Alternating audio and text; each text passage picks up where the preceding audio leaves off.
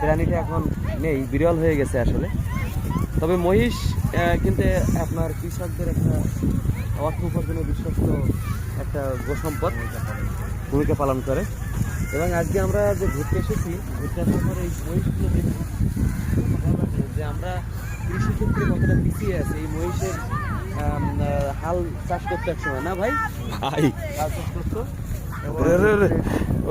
ভাই এটা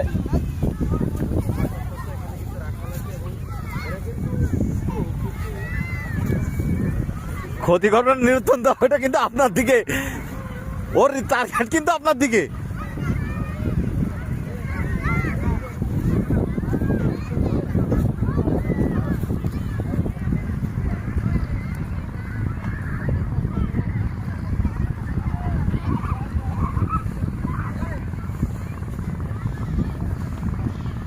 ও কিন্তু